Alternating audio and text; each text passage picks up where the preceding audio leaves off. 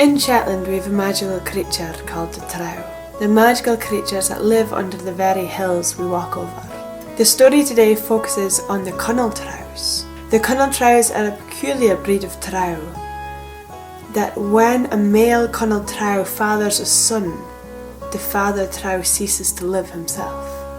And there was one Kunal Trow King who refused to meet such a fate, so he decided to be a bachelor his entire life. But this decision was not taken lightly by his people, and the rest of the Kunal Trows cast out the Kunal Trow King to live on the earth where the humans are. And they said never to return until he came back with an earthly bride.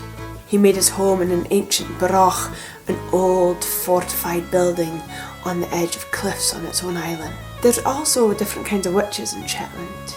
You had the witches who learnt their powers for other humans, perhaps an older generation. You had those who were born with the blood of the Finns and magical abilities. And lastly, you also got those who gained their magic from the knowledge of the Trows. There was one such witch who learnt her magic from her own mother, but she longed to have the magic of the Trows as well. She heard of this Kunal Trow King living in the broch and had a proposal. One morning she packed up her bag, wandered down to the beach and cast a spell on an eggshell to turn it into a boat, to transport her over the sea to the Kunal Trow King's island. She walked up the hills towards this old ruined broch, and she could hear the sounds of him feasting inside. She drew in a breath and she entered his home. And the Kunal Trow King looked up furious at who would interrupt him, who would ruin his peace on his island. But as soon as he saw the witch, he was so taken aback by her beauty he sat stunned. And she took advantage of this moment of quiet to say, "I've sought you out today, O King, for I am a witch, and with my magic abilities I can help you father a child and you need not die." And this Kunal Trow King, first amazed at her beauty but second intrigued by her words, said, "I would very much like that.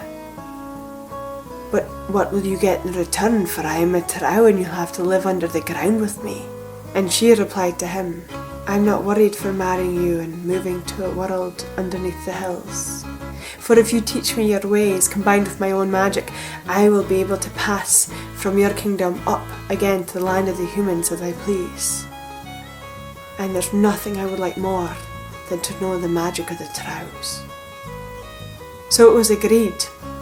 The Kunal Trow King and the witch were married, and he returned once more under the hills with his earthly bride. And the Trows were enamoured with his witch. They were all amazed by her beauty and her magical skill, and taught her their knowledge and their ways in magic too.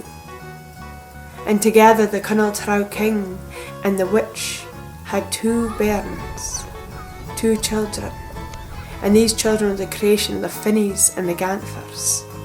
But for all the magic she learnt, and even with her 2 children and husband, there was part of the witch that still longed to always be with the humans, and she'd go and visit her mother frequently above the ground whenever she could.